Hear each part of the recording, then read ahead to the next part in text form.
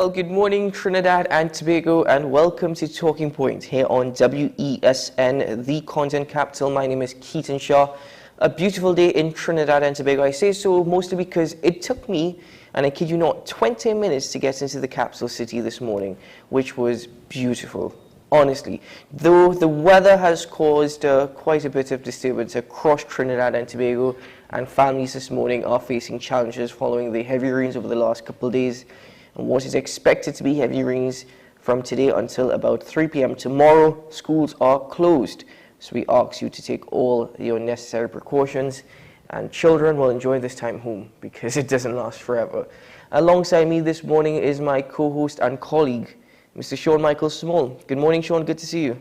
Good morning, Keaton. And the irony, of course, is while I experienced some very heavy rain for a short period last night, or maybe late yesterday afternoon, early evening, I don't think we've at least the capital has seen too much heavy weather since then. So I hope this doesn't turn into a case where, oh, the rain, there is no rain, why did they close school? Because we complained when the government was slow to close school, and I think in this case, rightfully so. The point is not, well, when you see heavy rains for sure. There's no for sure. You do it because it's an orange alert, because you don't want the worst case scenario. It's just one day.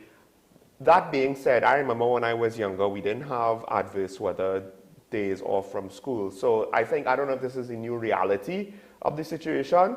Of course, joining us is our usual Tuesday contributor, but on a Friday we have Mr. Kemuel Pascal, former youth parliamentarian. Kemuel, I don't know if you, when you were going to school, particularly primary school, I remember being in primary school in some real dark, overcast, rainy, heavy rainy days. We still in school. They didn't pull us out of school for nothing. Did you have that same experience? Good morning, Sean. Good morning, Keaton. Good morning to all our viewers and listeners. No, I did not have that same experience. In fact, this adverse weather alert system, when it came into effect, was only affected rather by the Met Office back in 2019. So that would not have affected me.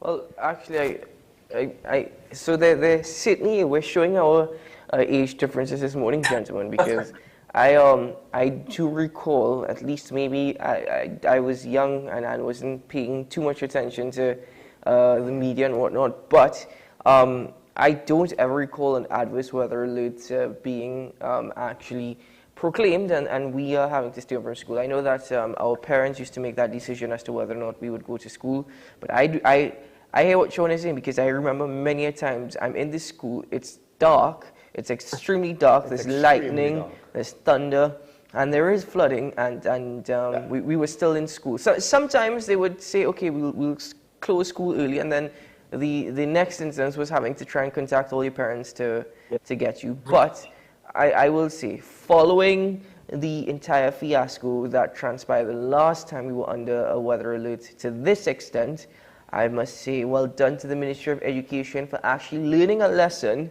and this time being more proactive. More proactive, at least this time they were proactive. Well, so this got me thinking, and you know, the road traffic is clear, and we need to alleviate. I know people might not fully appreciate this. We spoke about it a little bit yesterday. We need to alleviate the situation with traffic because it impacts our productivity. And I'm sure there are more than enough people who have, either they or people they know, have to wake up like an hour and a half earlier than they otherwise should, because the distance that they have to travel isn't that bad. It's just that to avoid the traffic that's going to make them be 2 hours late for work. I know one person, she works in town, she has to, I think, wake up at 4 to leave home by 5, otherwise she'll be 2 hours late. The whole policy of work from home, it seems as though that's gone. That has almost disappeared. I don't know if the banks have managed to maintain it to some extent. But I do have to wonder, because if I recall the public sector, it seems as though the Minister of Labour is not really looking to advocate public sector work from home policy in any major way. But then now, am I wrong to think, well, you know, if they have a significant chunk of the people working in the public sector who potentially don't work at all, why don't we just let them not work from home? Well, I'll be honest with you. First of all, I don't know where the Minister of Labour is actually. I actually forgot that we had a Minister of Labour because, well, Stephen McClashy certainly is one that is very, very much silent, and his contributions to public conversation on these instances are very rare, put it that way. But putting that aside for a moment, when the Prime Minister, Dr. Keith Rowley, made a statement following the budget presentation by the Minister of Finance that Trinidad and Tobago is an indisciplined society that is incapable at this time from working at home. I'll be very honest with you, people in Trinidad and Tobago actually threw arms up in the air, was rather upset and frustrated with the Prime Minister at his comments. But I did understand what the Prime Minister meant and what he was saying. I have to be honest with you. He does have a knack of putting things across in one of the more worst possible ways. Well, yes, but I understood where he was coming from, because I tend to agree that many a times there are those who are rather indisciplined and are incapable from working at home. I mean, even within the office environment, they're incapable from completing their duties. And oftentimes, if you go to any government office, you find it difficult to complete whatever task you set out to do. Putting that aside again, the third point I will make, though, is it was contradictory and controversial because it was his same government that was actually pushing for a work-from-home policy. And throughout the course of the COVID-19 pandemic, that was often mentioned, never came into fruition. But at the same time, following COVID-19, though we are still in a pandemic, we're, of course, opened up and living lives as normal. It's ironic that the Prime Minister and his cabinet that was pushing for a work-from-home policy and touting it as the future of the work environment here in Trinidad and Tobago would then make that comment. So though I understood where he was coming from, and I could agree that in many instances I have experienced that, coming from the Prime Minister, it was very difficult to swallow. Kemiel, your thoughts? Yeah, you're absolutely correct, Keita. And I mean, when he would have mentioned that, I think that was immediately following the budget, the reading of the budget back on September 26th. And he said people should leave home earlier simply because what Trinidad and Tobago, our society is an indisciplined one. And of course, as you mentioned, people would have, they were up in arms. They disagree with him very, very vehemently because of the fact that that's not the case. And just during the COVID-19 pandemic, the height of it rather, you all were calling for a work-from-home policy, saying that you all were going to develop one. In fact, it's before joining the committee, even right about now, and then you all just basically backpedal because you claim that people are indisciplined, but you have no form of study to show that, no form of data and all of that, except for just anecdotal things that we know from when we visit our government ministries. And so it's something that they should definitely explore even more, because what you have now is society is changing and the world is changing, you know. And if it's that, look at for example, today, you are able to get to work very, very quickly because one, there's no school. I mean, school is something that we could tweak a little bit, but in the sense of government offices, a lot of people would have, a lot of workers I'm sure would have stayed home today simply because of the fact that there's an orange level weather alert. And so if we look at that and we look at people function, I'm sure government ministries are functioning today. And so then why can't we not have a work from home policy? Well, and then because we have to realize not only is it quality of life, I don't have to leave home an hour and a half earlier for a 20-minute drive, right? It's a 20-minute drive, so in your case, you might have to leave a half an hour to an hour earlier than that. Mm-hmm. Other people, it's even worse, depending on how many choke points they have to go through. And we've spoken about it, that there's implications to crime that are inexcusable, by the way, with regards to how limited our road networks are. But it's also with regards to our distribution channels for businesses. And the fact that there are many businesses that also have to conduct work with couriers or even supervisors or managers or owners going on the road, going into various offices throughout the day, having meetings in person throughout the day. Yes, we have Zoom meetings now, that could alleviate some of that.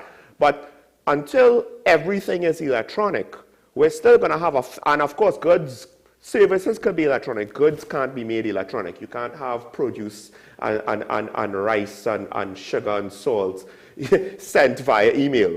Well, although there's probably somebody trying to do that. Somebody, yeah, but I mean, let's not go there. Anyway, but my point is, until services are fully digitized, and we're a long way from that, there's a lot of work that just has to get done throughout the day. Not to mention the fact that private citizens having to do any sort of business with government bureaucracy also gets stuck and caught up in that traffic. So there's a lot of good reasons why to do anything to alleviate the traffic situation.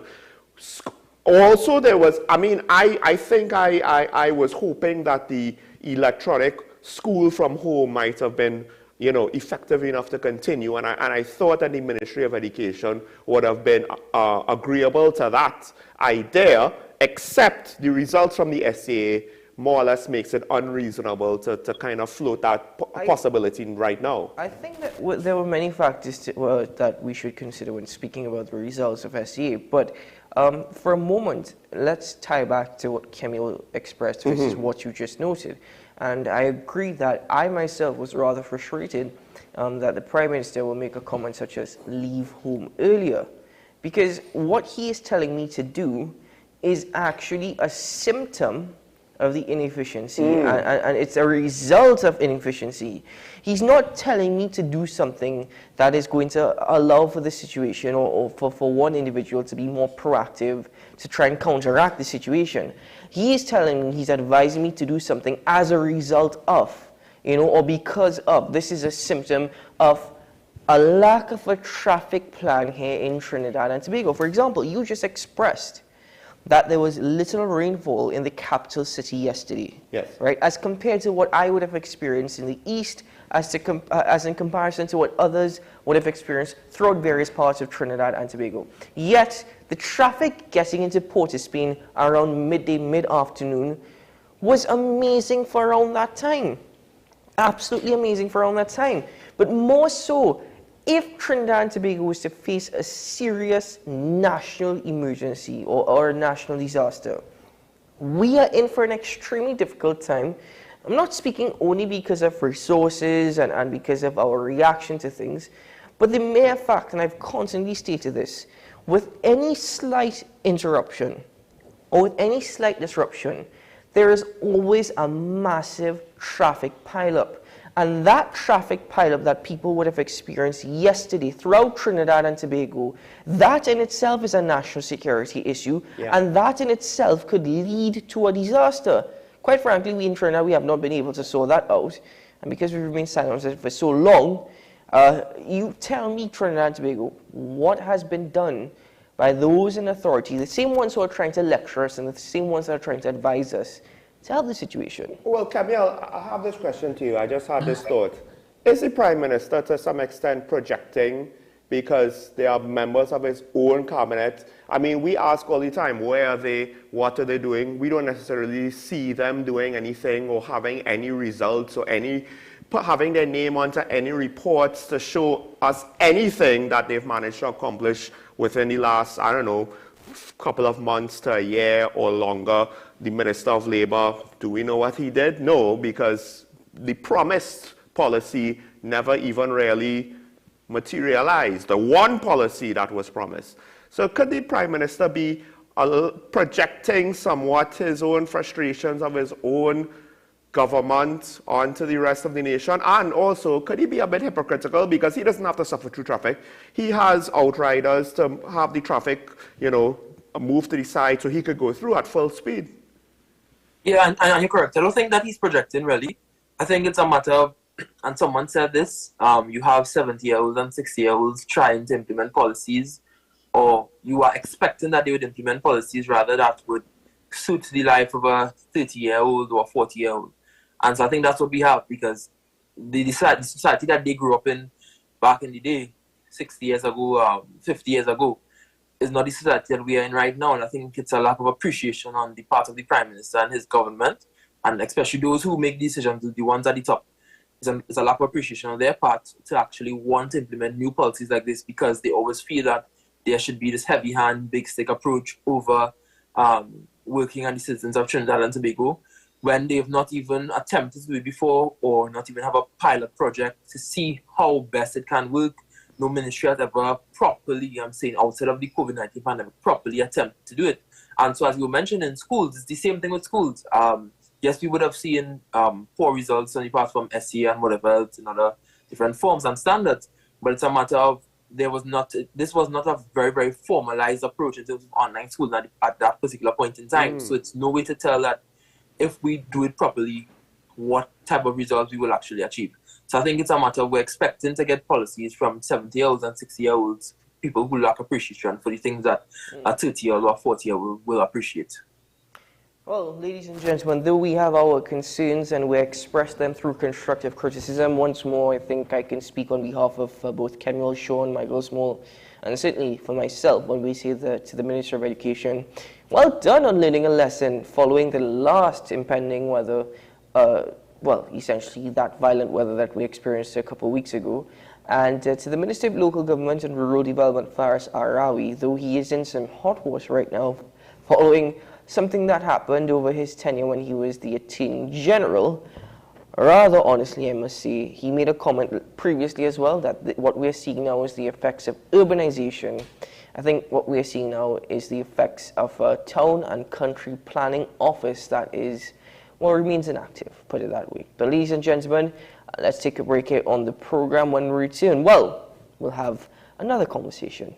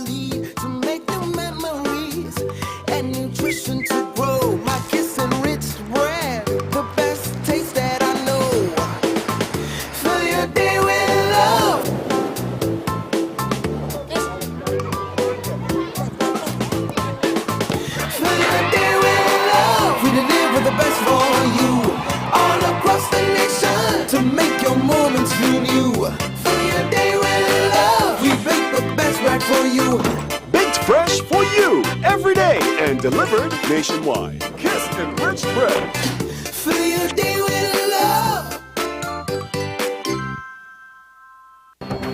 The issue, the continued rise in the price of flour and its impact on the cost of living in Trinidad and Tobago. How should we go about it? I want to ask you, what has been revealed to you about the state of vulnerability in the country because of this exercise and because of what we're going through? Is the government losing the war on the vaccine front? The discussion should revolve around the common good for the greatest number of people in Trinidad and Tobago. How do we inculcate a sense of respect and regard for people who may not be of your own political ilk or persuasion? The communities are now being used by political opportunists. So when the tables are turned, it's the same way. Okay, this has been 10 questions. I'm Andy Johnson, and we'll see you next time. With society plagued by a host of issues, with debates surrounding our urgent concerns falling short, with questions of our future not always being answered, the conversation continues. Join me, Kemuel Pascal, as the voice of the youth comes to life. We will confront the controversial topics of today's world to gain answers that are key for a better tomorrow. One and One with me, Kemuel Pascal. Wednesdays at 10 a.m. Only on WESN Content Capital.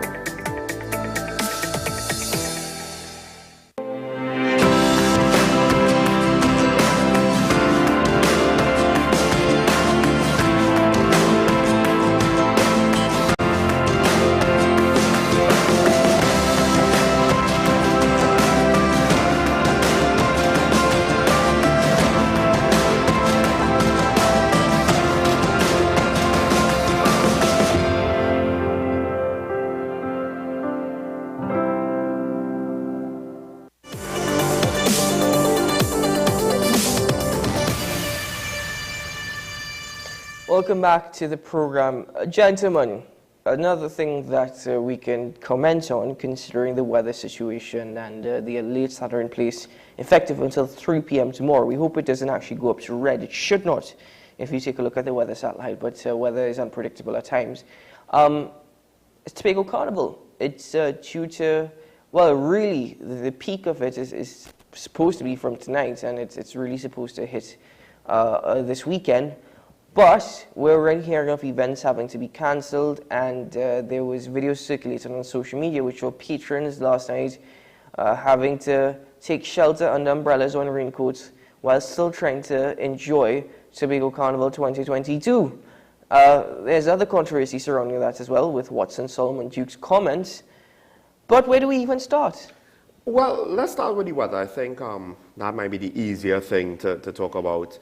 I guess it's easy to say that the timing, is it just luck? Because Miami Carnival, I believe, is still within the hurricane season, and Florida just got hit by a heavy storm or a hurricane not too long ago. So that they could easily see disruptions. The flip side, of course, though, is that, and maybe it's a product of the times, but why is it necessarily? Is this the best time, I guess I should say, for Tobago to try to have an event quite like this? Not saying that they shouldn't have events, but this is an outdoor event. The fetting, masquerading, it's all outdoors, open air events. So we're not talking about a light drizzle, we're talking about heavy rainfall. Is this something that the THA needs to consider moving forward next year if they're going to have this again, if it's successful enough to repeat? Or if it's successful enough to at least try to see that it could be made profitable? Well, I wouldn't change my stance. I still think that Tobago Carnival separate to Trinidad is actually a good idea, and I think the intention of it and overall, I support it and I support the idea. I have my concern as well as it relates to the timing, which I always did. Yes, they want to be the last in the chain of the Caribbean, but whether or not we were in a position to track the level of income or tourist that they were hoping to, that's yet to be seen. I believe that we should still have a Tobago Carnival, but you're right, this is certainly a lesson to be learned, especially in the middle of the Atlantic hurricane season. Mr. Kemuel Pascal, well, I know you're not in Tobago, but your thoughts? Yeah, I think it's definitely something that they need to express once they collect all the right data and everything coming out of their carnival, which I must say I agree with it being separate from Trinidad, because I think it's a revenue earner for both islands, because there are people who would have come to Trinidad first and then they would have just transited through Trinidad to head on to Tobago. So I think it's a revenue earner in some part of Trinidad, and so definitely something that should remain separately, and once marketed properly can be made profitable. But there's definitely consideration of it being almost to the end of the hurricane season essentially, and the potential for adverse weather as we are seeing right now, which would have obviously disrupted to some extent the festivities of the whole carnival celebration, considering that the weather alert is in effect until 8 p.m. on Saturday, though it's possible that it can change. But it's something that they need to consider in terms of the hosting of events and where they host it, maybe looking at more indoor space. Although with carnival events, you would prefer to be on the outside. But yeah, those are my thoughts. I think the other thing is, we did see before COVID, Carnival became more and more of a year-round thing, starting from as early as July, August, and FETs going all now, September, October, November. Although, I mean, I'm not entirely sure what FET promoters think with regards to the risk of weather. And again, is this new pattern of weather something that we're not necessarily accustomed to? Now, I'm sure there's been a FET in the past that's been rained out, but Tobago Carnival is not a single FET. And when you have plane tickets and hotel reservations, it's not so easy to say, well, we're moving everything to next weekend. You might be able to do that with a single event in Trinidad, but you might. Even that is not so simple. But with something as more complex as this, it's a tricky situation, because unfortunately this is the first one. If they had a good one, and then the following year they were rained out, they would still have the foundation of the first one being well received, that it would have made it a lot easier to sell to the public. Hey, but you know how good this could be. No, but you see, the thing is, honestly, I wish Tobago the best, and I really hope things work out. And the weather latest until 3 p.m. tomorrow. And honestly, if that is the case, I know, based off of experience, that really the bad weather will end by about 8 o'clock tomorrow morning. That is how it happens. Now, I'm not saying, ladies and gentlemen, let me be very careful. I'm not telling you that is reality and that's what's going to happen. But if we look in the past, sometimes that's how it works out. I still believe you follow the Meteorological Office of Trinidad and Tobago. You follow all news outlets and whatever weather sites that you follow. Take their advice. I'm not a meteorologist. But I just really hope for the best for Tobago, essentially. I hope it works out. And who knows, people in Tobago, people will head across to Tobago today. They've been heading across to Tobago since last weekend. Enjoy it. Enjoy it. Make the most of it, put it that way. But the other side that we could look at is an individual who has become a critic of the party of which he formed and the administration of which he is still a part of. He's still a part of. He has that seat in Roxborough. It's Mr. Watson Solomon Duke. And he's asking, or he posed the question as to, is Tobago really benefiting? Is the island really benefiting from $17.5 million that is being spent on Tobago's carnival? Before we actually hash this out, gentlemen, I must say that if you look at some of the questions, Watson Duke is not wrong in the questions that he's asked. Well, yeah, but this is the thing. When you question the NCC, you question the NCC's events. They put events on, and the events lost money. That's different to say government expenditure for carnival. So I don't know, Kemuel, if you know or not, but was the THA actually putting on events? Was that where the $17.5 million, or was it on infrastructure and marketing and facilitating an environment to allow FET promoters and mass bands, etc., to have the festivities over the course of the 4 days, I guess you could say? Yeah, from what I understand, I think it's from a standpoint of facilitating all the events, because in fact, I'm not sure if you know, but some of the fees that promoters would pay to, let's say, host an event at a facility that's managed by the THA, let's say the stadium. That is, they've waived the fees for that, so promoters will actually have the opportunity to have an event free, because they're actually trying to get things going with this first October Carnival. They saw it best, or saw it fit in their opinion, to waive fees, because they believe that will give promoters a better chance to. That money could be probably spent on more marketing for that particular event, which will probably bring more people to Tobago. So that's what I understand. That's based on what the Secretary for Tourism, Culture and Antiquities would have stated when they had their Monday mandate, I think that about 2 weeks ago.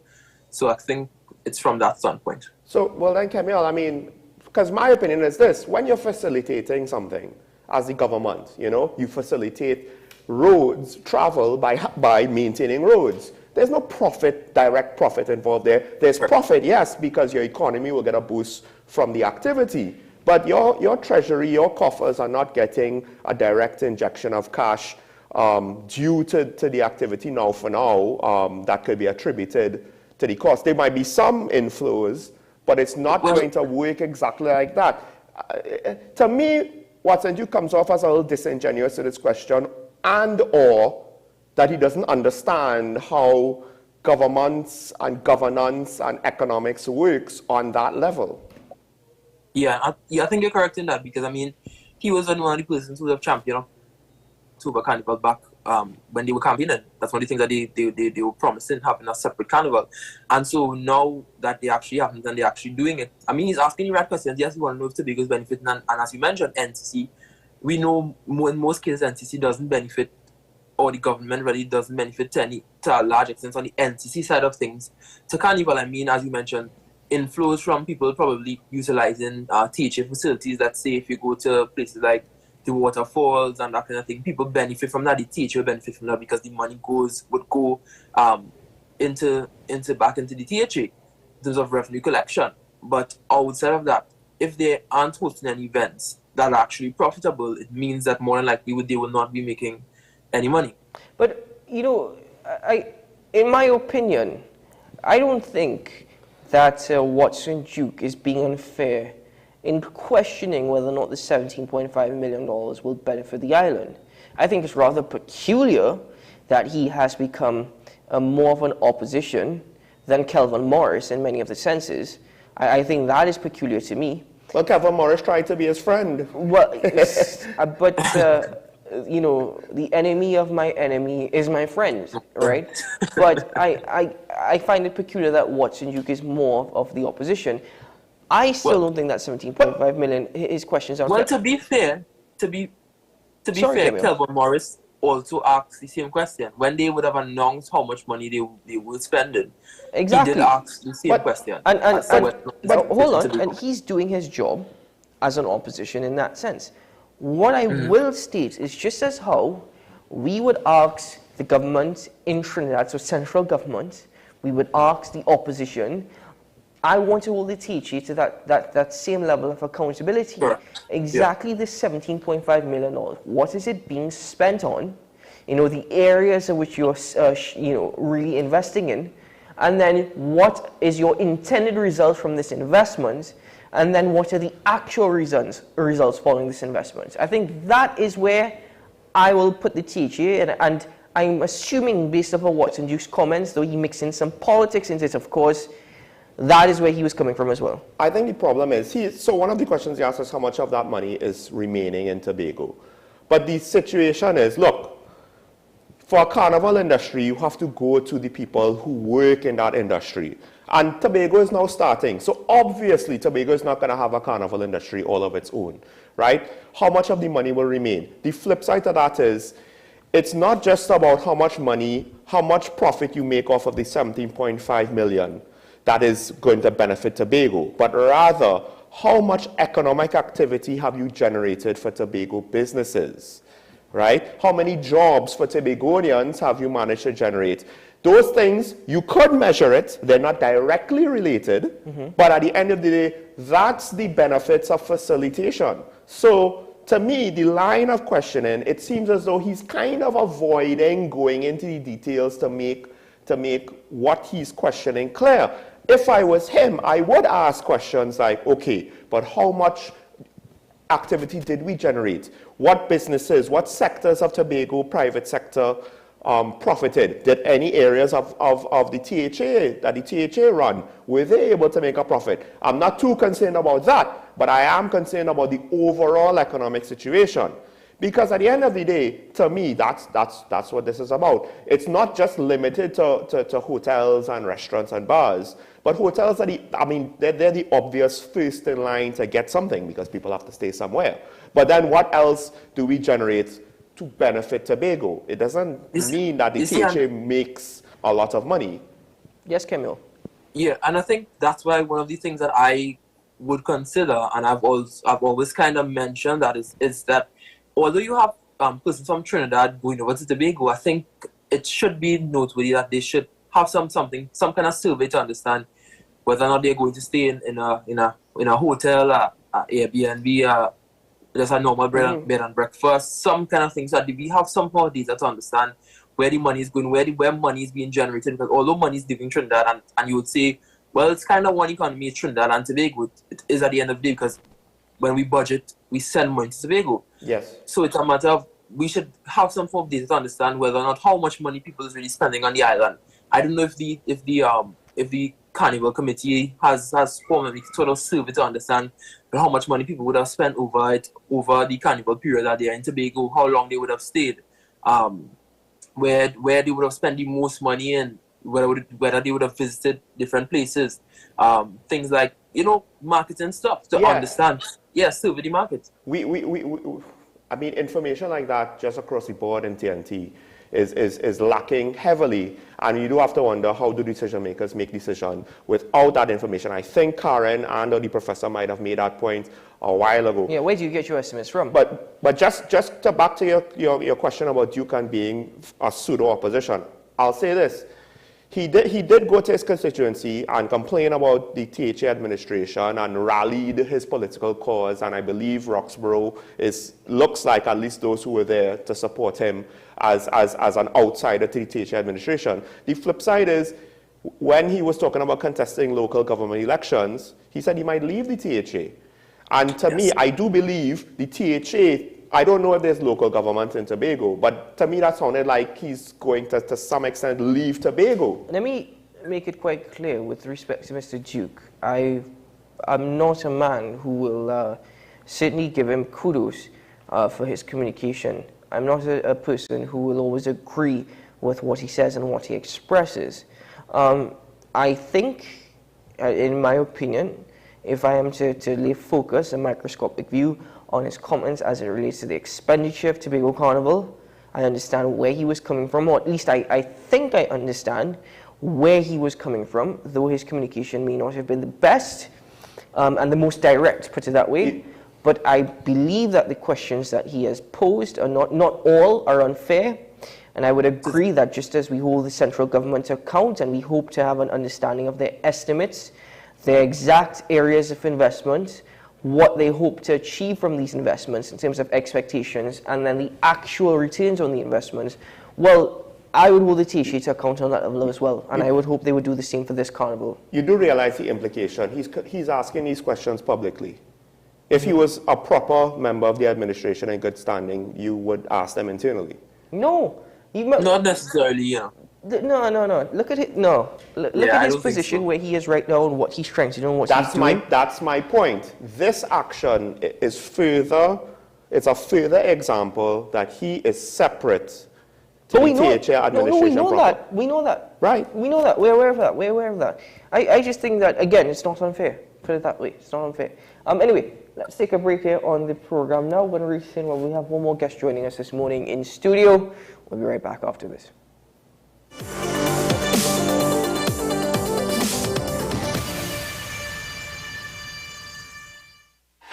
FanZone, your reliable, authentic supplier, has just gotten better. You can now visit our website www.fanzonett.com for your authentic wear and collectibles. The only place where you can use both your Visa debit and credit cards. Visit our website fanzonett.com to make your purchase today. Come and experience a West Palm Christmas, an all-inclusive affair featuring your favorite Christmas delicacies: baked ham, turkey, homemade hops, pastel, roast chicken, Trini black cake, sponge cake, chocolate cake, cinnamon plantains, chow chow, sorrel, and punch of creme, and a live performance from Marcia Miranda. Saturday, October 29th at West Palm Hotel, Western Main Road, Chaguaramas.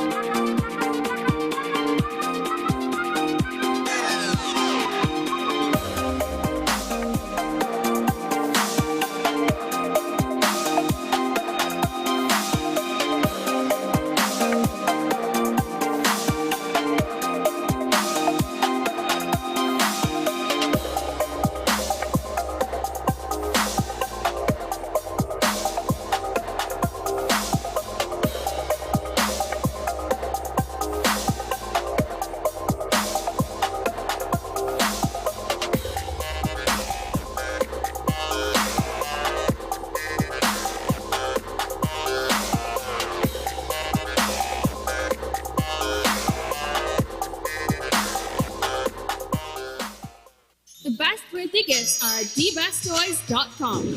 Shop for the best brands you love at the best prices. Like VTech, Leapfrog, Fisher-Price, Play-Doh, Hot Wheels, Barbie, Cocomelon, LOL, Baby Alive, Crayola. Visit us in-store at Forces Flagship MacBean. Shop online now at DBestToys.com. Order via call or WhatsApp at 32DBEST to order. And remember, we have the best toys at the best prices.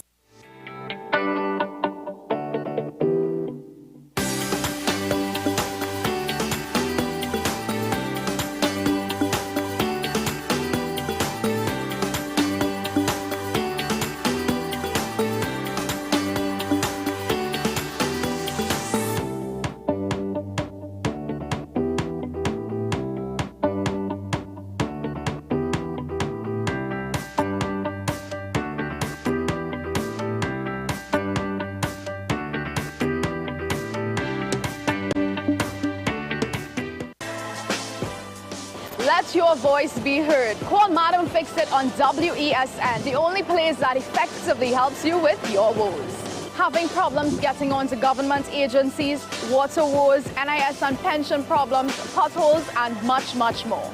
Call me, Madam Fix It, every Monday, Wednesday, and Friday, right here on WESN. Let me fix it for you. Is it politics? What is it? Is it that nobody cares about sports? The kind of support that sport used to get in the past is no longer here. The thing is, taking a knee doesn't mean that that's the only thing you're doing on it. Right. Taking a knee along with other stuff. Samantha, what are you looking forward to when you return home to Trinidad and Tobago after winning the title? Thank you very much for speaking it into existence. Is there no pressure on Nicholas Paul? It makes me more motivated to work hard and to go out there and rep the white and black. Why are we sending a team to the Winter Olympics? There are a number of Trinbagonians who are in the diaspora and have grown up in winter sport. It's an opportunity that the Trinidad and Tobago Olympic Committee will not close the door on. I also believe in the players that we have. Once you can motivate the players, you can get the best out of them. AM Prime on WESN, the only place from 6 to 7:30 a.m. where you can get the most analytical and thorough interviews and regional reports. The Barbados Labour Party, led by the Prime Minister Mia Motley, once again able to achieve a clean sweep in yesterday's general election. I think a lot of people have underestimated the power of Tobago nationalism. If the government is afraid to say it, I, Martin George, I am saying it this morning on your show, Andy, there will be no carnival before Ash Wednesday. Grab a cup of coffee and start your day right watching AM Prime with Andy Johnson weekdays from 6 a.m. only on your content capital, WESN. Every word, every line, every paragraph depicts a real moment in someone's life. A father, a sister, a mother, a brother. We at Newsday are dedicated to you, the people, and through independent, unwavering journalism, strive to always bring your stories to life. Because your stories are more than just words. Newsday, independent and credible.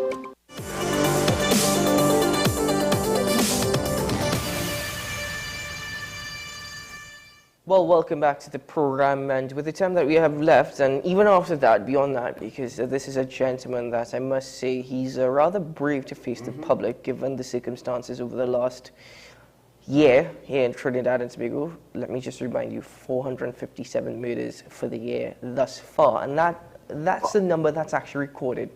Just bear in mind, now that's what's recorded. But Kemuel Pascal, Sean Michael Small, and myself this morning, we're joined by the Trinidad and Tobago Police Services Media Ambassador, Acting ASP Ashraf Ali. Good morning, Acting ASP. Welcome to the program. Well, welcome back. And good morning, and it's lovely to be here again. I saw that frown on your face just now. Well, your opening statement says a lot. I mean, Trinidad and Tobago is in fact facing a battle with crime. It's no news to anyone else. The commissioner did in fact come out and said it. It's something that we are struggling. The dynamics of crime is changing a lot, and we are grappling to understand the whole concept. We are doing as much as we can do in the circumstance. The unfortunate shootings that we had, with drive-by shootings, these are new dynamics that we have to look at, because the brazenness of the individuals and the manner in which they do it, they don't care of collateral. They don't care about the collateral damage issues.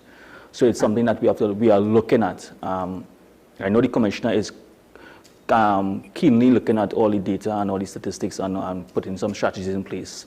So yes, it's an unfortunate situation that we are faced right now. You just said that the crime situation in Trinidad and Tobago, the dynamic is changing. And though you just mentioned as well that the TTPS is doing all that it can to try and better understand the situation and grapple with this ever-changing dynamic, is there fluidity within the TTPS to suggest that they themselves could adapt to the ever-changing dynamic and be able to grapple crime firsthand, rather than, just waiting to see what happens next and gather as much information as possible? Yes, we are utilizing different methodologies. As we mentioned on several occasions, we're using the hard approach and the soft approach in terms of treating with the crime. The soft approach in some circumstances may not achieve the results immediately because of the fact that persons want the results immediately, but it's a long-term measures, and we have to look at what is taking place over a period of time to see what is it that we are doing, what we are doing is making the impact that we want, or do we need to change? And I understand that. And that is why the Commissioner through his strategic plans have been implementing certain things, looking at the data over the years and what has been needed to go in certain directions. Well, I mean, I know that there are certain questions that might be difficult because you're not the head of the TTPS. But I do think that we do need to ask, you're still a member of the TTPS. There was a perception about crime fighting in the past. And now that things have ramped up, I mean, I do have to ask, is it that the police services has continued and has never stopped either the level of activity that they might have had with regards to crime fighting initiatives a couple of years ago, or have they stopped any programs? Have all of the programs continued between the former commissioner and the acting commissioner? Is it that new programs might have been tried? Has there been any changes, or is it that the TTPS has been more or less doing generally the same initiatives? It's just that the crime situation is growing?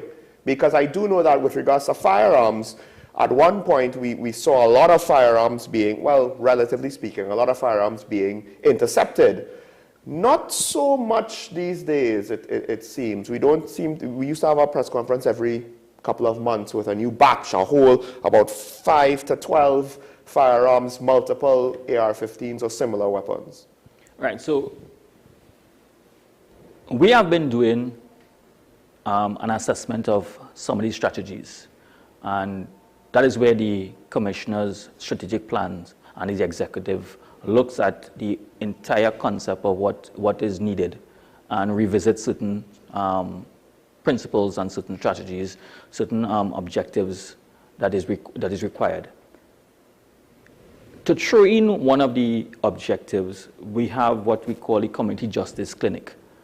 Now, based on our data, we realize that several of the murders and the violent crimes stem from certain areas such as land disputes. We have issues where we have custody matters, we have domestic violence issues, we have, these are some of the areas that we realize that the violence crimes emanate from and can lead to the ultimate. In certain circumstances, we have the data to suggest that we have a lot of domestic violent crimes that add to it. Now, persons do know, we have an issue in this country in terms of dealing with conflicts. Our perception is that if you disrespect me as a case may be, I'll light you up, I'll get rid of you. But the community justice clinic that I wanted to bring to you all right now, that the police service is having a community justice clinic on Saturday 29th is another session of October between the hours of 8 and 4 in Presentation College, Chaguanas. It's free. There's 20 lawyers that will be present there, and there will be, you can walk in, no appointment, just walk in and have a consultation with these individuals. They will guide you on areas like domestic violence, divorce, maintenance, custody matter, land disputes, and non-criminal matters. So you have a free opportunity to get some legal advice to guide you along that line. And that is one of the avenues that the Trinidad and Tobago Police Service is utilizing the new strategy, understanding that these are some of the areas that persons may have challenges and get legal advice on. Mr. Pascal. Yes. ESP, I'd like to ask you now, we have all these clinics and stuff, but I think it's a matter of marketing, because yes, you have programs that you are putting out there as means to dissuade people from actually going the full step in terms of mediation, that kind of thing, but I think a lot of people don't know about it. So what's the TTPS doing to actually market those events to get people to want to come to them, as opposed to going the ultimate, which is the way of violence? Yes, so we do in fact send it on our, post it on all our social media platforms, the Trinidad and Tobago Police Service and our community corporate communication unit post the information. But I take your concern because this is something new, and the public would, in fact, we had a lot of good turnouts at the sessions that we had. So yes, I take your point with respect to that. So it just means we have to ramp up our media sensitization and our outreach to the public with programs like this, because it gives value to the public. So I understand. So I take your point on that. So we will look at it.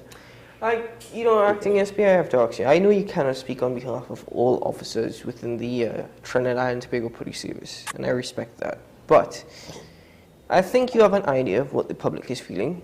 You actually have, in my opinion, never shied away from the fact that the public is very upset, very frustrated, very fearful. I try my best, what is the most appropriate way to word this, because I know you can't speak on behalf of every officer, but what is the general feeling within the service? Does the TTPS and members of the TTPS have confidence in the current Commissioner of Police and his abilities to actually fight crime to the extent that we're experiencing now? And as you've acknowledged, crime is becoming more dynamic. Is there confidence that this Commissioner of Police can lead the TTPS and make the TTPS more dynamic to fight the level of crimes that we're seeing? Well, like you said, Sean, I would not be able to answer on behalf of all the members of the police service, but I could answer for myself. I have known Mr. Jacob and our acting commissioner for some years.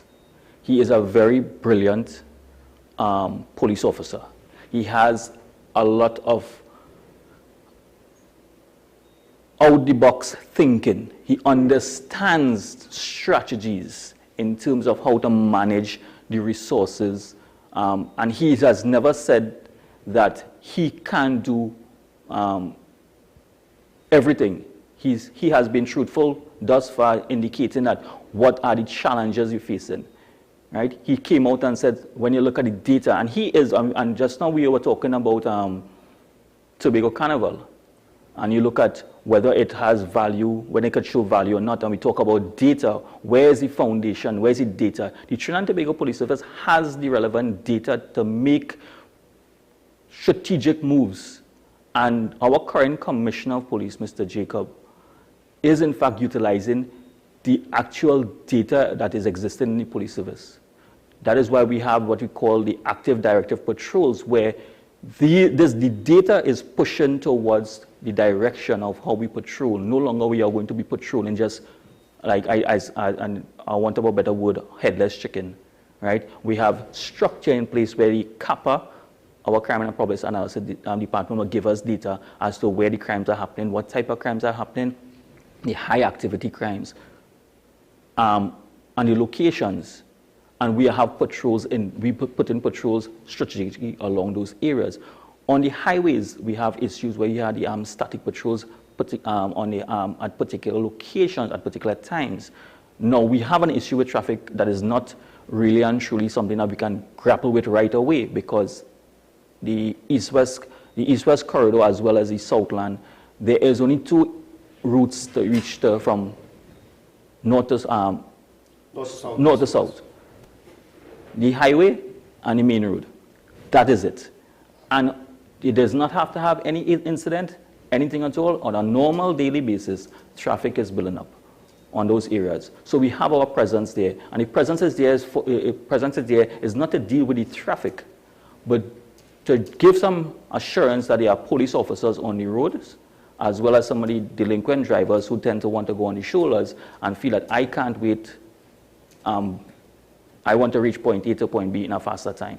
So these strategies are there, and this commissioner, in my opinion, is doing a very good job since he started. Unfortunately, like all the commissioners and how we judge the Trinidad and Tobago Police Service, and this is not, this is how the public judges the officer, the commissioner, by the number of murders that we have. Unfortunately, that is the situation that we face, and that figure does not augur well, but really and truly, he is the person for the job. Well, sir, I'll tell you what, let's see whether or not the viewing public agrees with you. We have to bring for WSN's News on the Hour now. When we return, we'll open up the phone lines and you can ask Sean, Michael, Smo, myself questions. Camille is with us and, of course, the acting ASP. We'll be right back after this.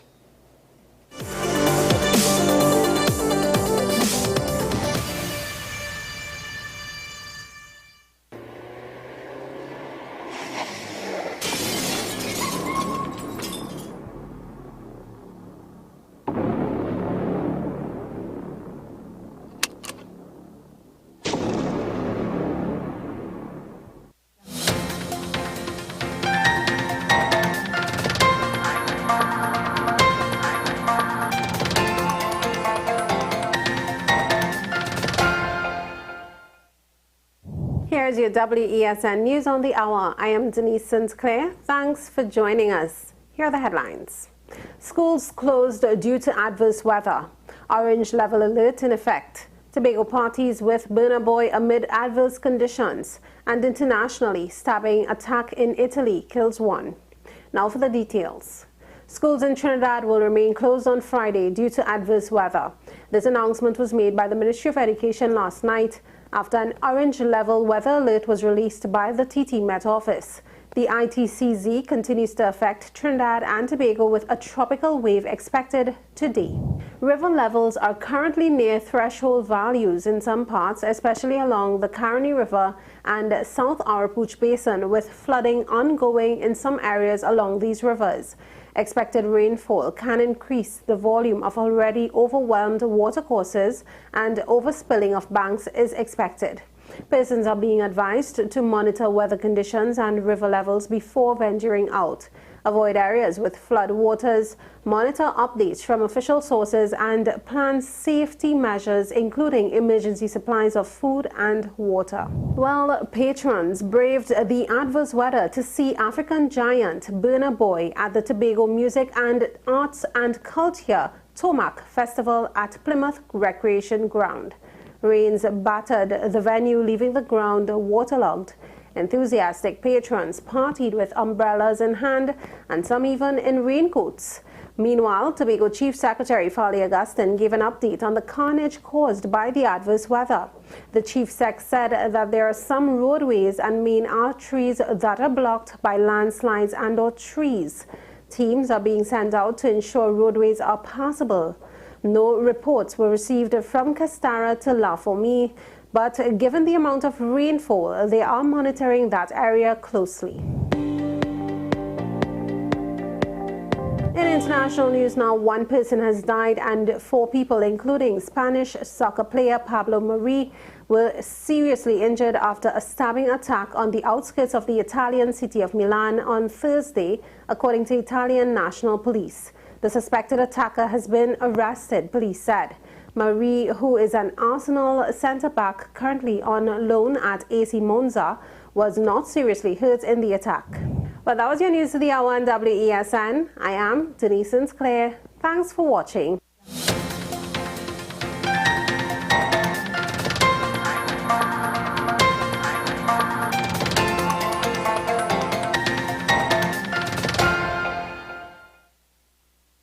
Saturday, November 5th, Shore Park, Tobago. It's Million Laughs Caribbean Comedy Commerce, the mega laugh festival to end the Tobago Carnival season, featuring Tobago's finest in folklore and musical entertainment, together with some of the Caribbean's top comedians, Larry Joseph, Daryl the Saint Mendoza, Dolores, Alan the Entertainer, Handsome Sun, Mako Media, and more. Get your ticket specials available on Island E-Tickets and various outlets nationwide, or visit the Million Laughs handles for more info. It's Comedy Commerce in Tobago, a wee kind of commerce.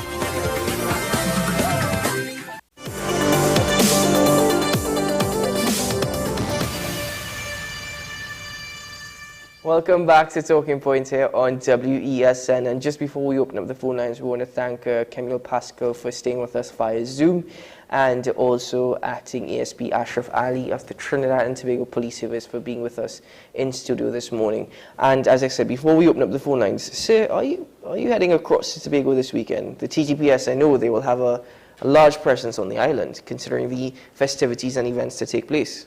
Unfortunately, I am not. You don't want to fly in this one? No, well, I am not. But we have sent the Commissioner of Police, have sent a contingent of officers to assist Tobago with respect to this new carnival.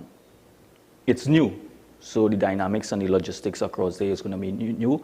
But what I want the public to know is that the laws in Trinidad does apply to Tobago. So it's one law in Trinidad and Tobago. So we just want to reinforce that. With the weather conditions, we just want to make sure that not because persons want to go across there is a carnival and everybody wants to come out of the pandemic, and after come out of the pandemic they don't want to experience a carnival. Not carnival in Trinidad and Tobago next year, but a carnival in any context. And you want to throw caution to the wind and just free up yourself. There are responsibilities that you have to follow. One, we have inclement weather conditions, so we have roads, the roads are going to be wet. Yeah. So the public needs to be cautious on the streets.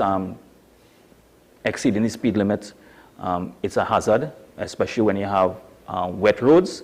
And Tobago has one highway, so people need to be very, very cautious on that highway and the number of persons that will be in Tobago.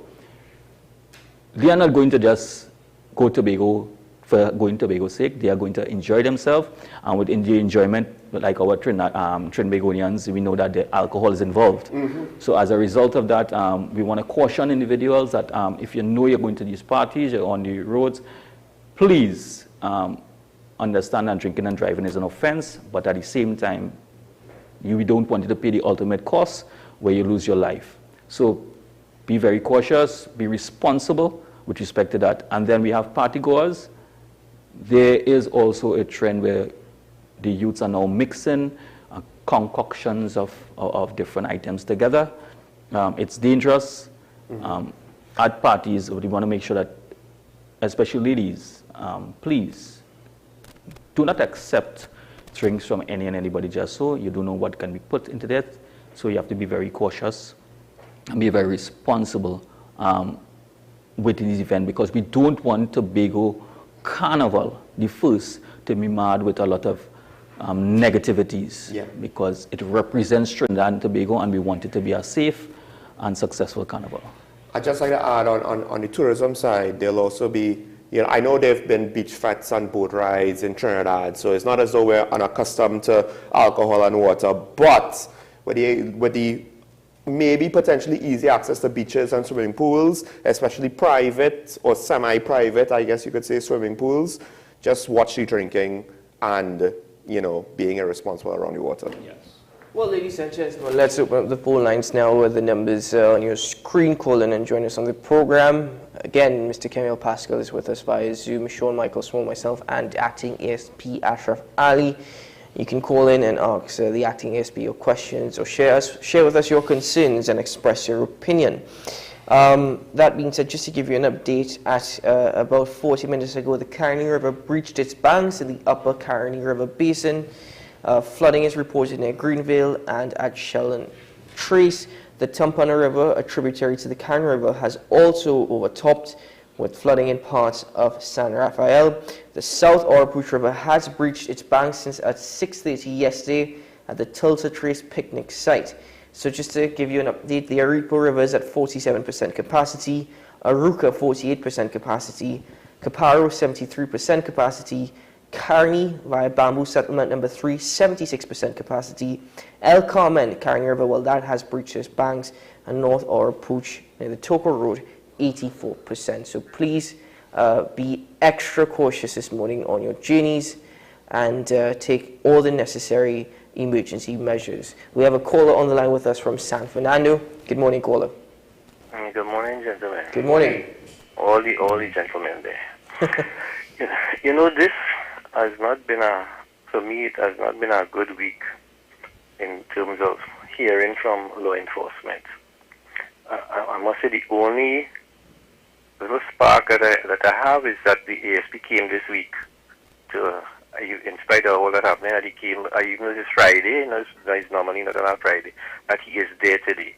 I listened to the Commissioner of Police speak, it was yesterday, and that was not, I hear what he said, but it didn't bring me any comfort. I listened to the Minister of National Security speak earlier in the week, which was upsetting. And he spoke about that 9-year-old that was killed when he was watching a football game, and spoke about the fact that he really put it across. It was only because they were supposed to have an event, and some people didn't want to have the event there, and they went on. They didn't go to kill. They just went to shoot to make sure that to dissuade from having the event. And I listened to that, and I was so upset. Yeah. It was so upsetting to hear. The fact is, the commissioner has said, and that same Minister of National Security, they estimate 12,000 illegal firearms on the road in Trinidad and Tobago. 12,000. They have seized so much for the year, 100 and just around 130, somewhere around there. About 50 high-powered rifles. They still have 1,200 outside there. Mm-hmm. And ASP, I hear what you're saying, and I understand the multi-pronged approach, but the citizens out here are not comforted. I'm glad you're out today, but it is not comforted to know that when you see these things, that these young men are operating with almost impunity out there. Almost impunity. They're driving past, they decide to stop and rob somebody, they pull out their gun. That thing, I really would like you next time you come to give us some strategies. Talk to us, the people, and tell us what you really want from us. Because I am one of those that willing to come out and do something. Thank you very much, gentlemen. Thank you very much, Polo. Have a good weekend, and keep safe. We look forward to hearing from you again on Monday of next week. Acting ASP, precisely what I suggested earlier is, this is just one caller, but I'm not entirely, it would not be ignorant of me to suggest that other callers would express the same. Well, when you listen to the caller, you can feel how the caller, you're not physically seeing, but his tone itself, you could understand how despondent he's feeling. And I understand that. I too sometimes wonder, what else can we do to change these person's mindset if they are not seeing how destructive they are? And are they not seeing that when you do these type of crimes, you're not affecting one individual, it's a community together with Trinidad and Tobago? I mean, what is the end objective? What is the end result that you want to achieve by just driving and shooting about the place? So it is in fact a big challenge right now for us to understand this. And the public is, I agree, and we empathize with the public that it's an outcry, but we are looking at different things to implement. Like I said, we have different approaches that we are utilizing, but the feeling of the individuals we have to accept. We have to accept how the citizens feel, right, and try to change that feeling. Do you have to accept it? Yes. You really have to accept it? We have to accept it because I am saying... acceptance just, all right, fine, fair enough. That's what acceptance sounds like to me. No. From the police service, we have to accept that there is, in fact, public disenfranchisement in how we do our work. In order for us to achieve our objective, we must acknowledge that. By acknowledging that the fact that the public outside there is not 100% supportive of us, we have some who we need to bring across. So by accepting it, it means that we have much more to do. By accepting and acknowledging that. If you look at the acceptance by saying, okay, well, I accept that happening and we're not doing anything else, well, then that is not what we are saying. We are saying, we understand that you all are, that the challenges we have, and we are looking at different ways to change that perception of safety and security across the board. Kemuel, I believe that you had something that you wish to express. Yeah, I think it's one thing to hear from the ESP and to hear about all the things that they are doing, but as the caller was mentioning, it still doesn't give the public any sense of assurance that, yes, while I understand that a lot of the crime are crimes that the police can't be everywhere and they can't stop everything. And I totally understand that a lot of land disputes and stuff that eventually lead to crime are things that you all can't stop. But I understand the TTPS has a gang intelligence unit. And so if you all have a gang intelligence unit, are you all channeling your resources and are you all strategizing your tactics within those areas? Because you all have people who go in there and get information for you all, but it is that we are not seeing the results based on the information that you are gathering. Acting SP, you know, that's the thing. It's not entirely your fault, you know. And the thing is, this is why I agree with the quote from San Fernando. Thank you for coming out here, because really, when the acting commissioner of police and the minister of national security speak nonsense, in my opinion, at times, it is you as the TTPS media ambassadors who have the most difficult position, having to sit in that seat, listen to these comments and respond. You know, so it's not entirely your fault. But we will continue this after this caller from St. James. Good morning, caller. Yes, good morning. Good morning. This is a question for the officer. I don't know how the TTPS assess the numbers of the illegal firearms. Or how do they go about, you know, coming up with those numbers that once a number is thrown out there, everybody seems to be using that number? How do these numbers come about? Thank you, caller. Have a good day. Well, at this point in time, I'm not too sure the data that was supplied to the Commissioner's office, to the Commissioner and the Minister of National Security. So I'm not privy to that particular that source, how they gathered, because it would have been both international and other international, local and international partnerships that they would have been looking at, right? So I wouldn't be able to say where that information came from. And I'd just like to caution, that's generally something that can't be commented about. Usually, national security sources and methods would be for more bigger situations, like in Europe or the States about terrorism and stuff like that. But to some extent, the principles hold same, because if they reveal the sources and methods, it might potentially be able to be worked back and compromise them. We have a caller on the line with us from Shigonas. Good morning, caller. Good morning, gentlemen. Good morning. Good morning. First of all, let me apologize for yesterday when I didn't hear the first part of the program and the term reservoir was used in a way I don't normally hear it used very often in Trinidad, but it is technically correct. And coming from an engineer, I have to admit my fault. Second point, I listened to Kenyan program, which is very good.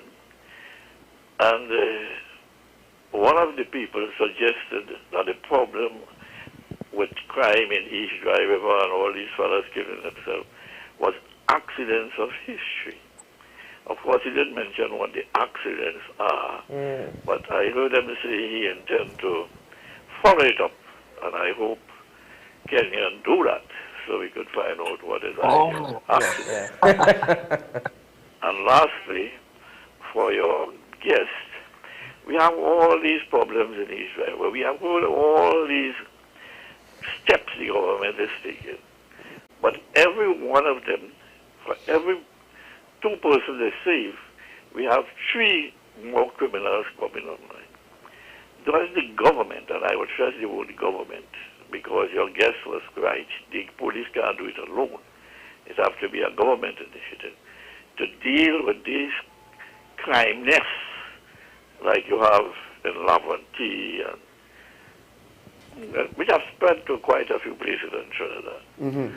Thank you, gentlemen, unless you have any questions. No, Professor, but do have a good day. Thank you for calling in. Friday.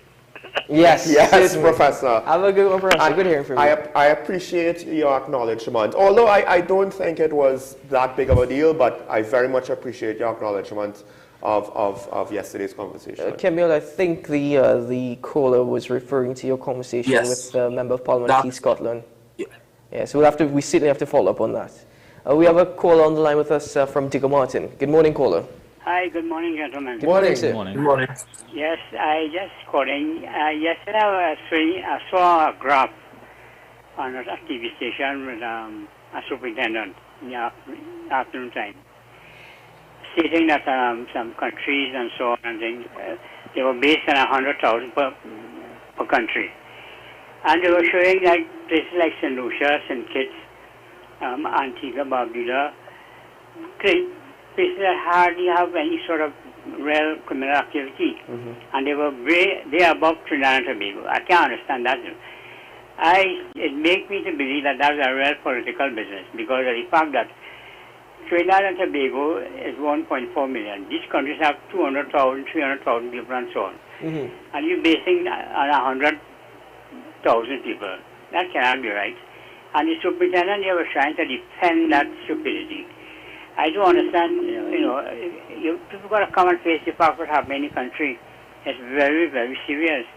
I mean, making excuses doesn't help you solve the problem. Yeah. You need to deal with the facts and face it onward.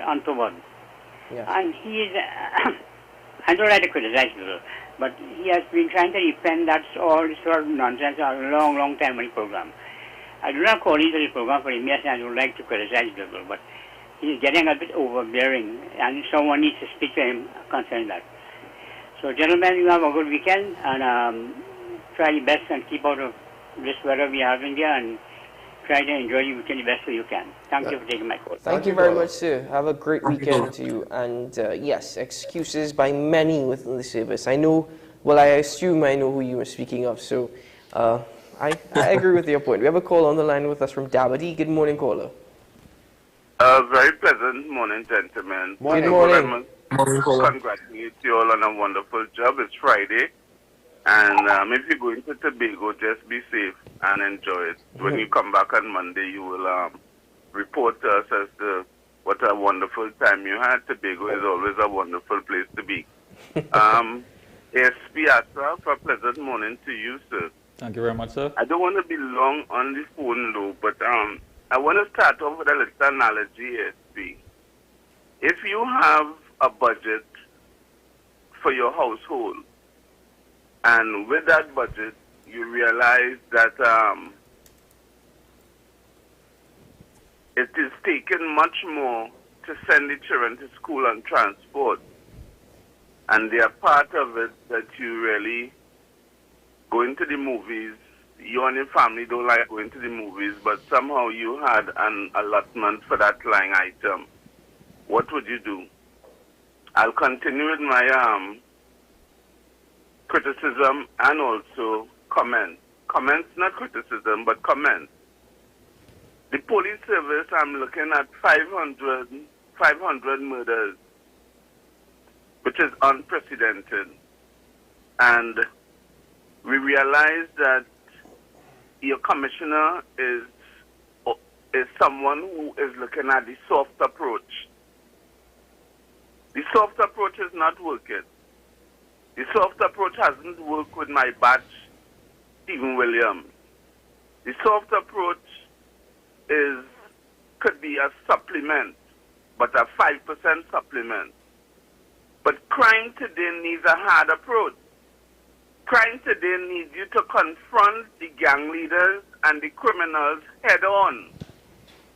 I don't know if you know people like Concrete and Mr. Pierre and Bagalayan and these people from the south back in those days. You need people, or Big John, who could have walked down Frederick Street. You need a hard approach. Criminals need to know that the police is not scared of them. There are many instances that the police is going into areas and they seem to be shaky and they are afraid and they pull their firearm first. That's how they get into problems, ASP. And you cannot. I know that you can't come on public television and speak bad of the police service, but I would leave with this. You see, a 2-year strategic plan, that's what the police service has in place. Think back and look back at any large organization or any other police department around the world. A 2-year strategic plan is nothing. You have a 1-year work program that will actually take you, but your strategic plans are much longer. And I don't know who is guiding or speaking to the commissioner concerning your strategic plan. there's a lot of things that are fundamentally wrong with the service right now. All right. And last but not least, Okay. and even now this last point, there are individuals, NGOs, CBOs, faith-based organizations wishing to help you all. And you all are not embracing us and allowing us to come back. A lot of retirees want to help, and you all are not allowing them. I'll hang up, gentlemen, and listen on. Wonderful program as usual, ASP, in this trying time. I wish you all the best and say your prayers. Thank you very much, Thank you, caller. brother. Have a good weekend. That's it for the call-in segment this morning. Acting ASP. Well, as you say, there are a lot of different things that we have to put in place. I mean, some may be satisfied, some may not be satisfied, right? Well, let me ask, because I mean, I feel you when you acknowledge the concerns of citizens and you're not backing away from that and you're not trying to downplay it. Is this acknowledgement, is it also followed by the fact that the TTPS is looking to, if necessary, because you said the commissioner is someone who is out of the box thinking, are you all looking at more radical ways to try to address the surge? Because I guess it would be disingenuous to say that, well, the service just collapsed all of a sudden, and that's why we have the surge. I think there are more factors on the outside that's causing crime to increase. But now that it's increased, we have to deal with it. Is it that you all are actively trying to have more out of the box and new methods and are taking it aggressively? Because to the public, it looks that the service and the government is responding very passively. If I may just add to his question, take it one step further. What does the TTPS define as intelligence? Because I'm constantly hearing, we're gathering intelligence, intelligence. I don't know what is the TTPS definition of intelligence, and I'm not trying to be facetious, I'm just being very honest. Right, so let's use the word intelligence. Intelligence is not the TTPS concept of intelligence. Intelligence is intelligence across the world. What intelligence means for law enforcement? Intelligence means information that you receive from various sources that can be worked. So they have what they call intelligence, which is just information, and then we have actionable intelligence, where you can work on that intelligence. Then you have take that intelligence and bring it to some level. Some intelligence you have to use to do investigation. So you have information. So intelligence is really information. You got collected information from multiple sources. Some of the information is based on certain type of sources. It is coded. It is corroborated by certain other intelligence agencies. You have to take that intelligence now, bring it to some sort of action where you're utilizing the intelligence within the laws of Trinidad and Tobago to see whether or not that information that we have, we can go further with it in terms of taking particular type of action. Some of the actions might simply be creating some additional, revisiting your strategies, because the intelligence stating that you have some strategies. This platform that we are using here is intelligence gathering from a corporate communication perspective. All of our social media ambassadors who sit, have discussions, we get information and intelligence from the communities and the public. And our corporate communication through that liaises with the commissioner, they give feedback to the commissioner as to how the public perception and what is taking place. Those are things that we do strategies. That is why we come on a regular basis and speak to certain areas, because those areas are what we want to concentrate on and reinforce to the public based on some data that we have, some information from the public, and the intelligence that we are getting on the ground of what is taking place. So the intelligence covers a wide variety of information. We misconstrued intelligence and information. Evidence. Information, evidence. Okay, right. Information, intelligence, and evidence. They're both similar in some context, but they lead to each other. We just get a lot of information on the ground. Right. But you hear a person use the word intelligence. Intelligence is information that has been corroborated to some extent, and we can use that intelligence and make inferences, make decision on this type of intelligence. That is where we use the concept. Intelligence-led policing is all the data that we collect, all information that has been analyzed and assessed, that we can make an intelligent decision-making process. That is where the concept comes from.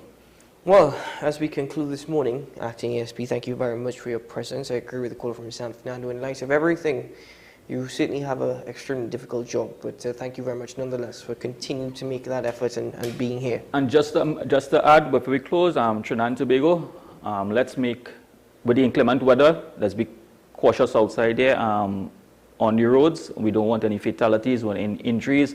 On the areas that you mentioned, Keaton, where we have flooding, persons, please do not venture into flooded areas. We do not want to add to our first responders and our rescues. We know we had incidents previously where persons would have gotten stuck. We have lost some lives. Yes. And persons who are going to Tobago, please enjoy the festivities, be safe, and abide by the laws, please. Well, Mr. Pascal, thank you very much for your presence this morning on Talking Points. We look forward to having you again next week. Your final comments. Yeah, I would just like to agree with the ESP. Please be careful those going over to Tobago, and of course, there's a weather alert in effect, so be safe on the roadway. Well, Sean Michael Small, I certainly know that you would enjoy the fact. I did, and I know that you will as well. The very little to no traffic. Yes. I will say, Kola, we're not going to Tobago. I tend to try to avoid those high traffic periods personally. But I will say this. It's one thing to, yes, we have reasonable criticisms for law enforcement and for the government, but we also have to remember that we have our part to play as well. That comes with conflict resolution before violence, but that also comes with providing both information, but also when the time comes, evidence. Too many times, I think the police want to investigate, but no one's willing to talk. At the end of the day, it's in the motto, folks, together we aspire, together we achieve. That also includes to deal with this crime situation. Well, thank you very much to everyone, and thank you to everyone here at WESN Content Capital. And folks, enjoy the weekend ahead. Remember, with all the challenges that we face, today is a good day to have a great Friday and a great weekend ahead. We'll see you again on Monday, hopefully. Bye-bye.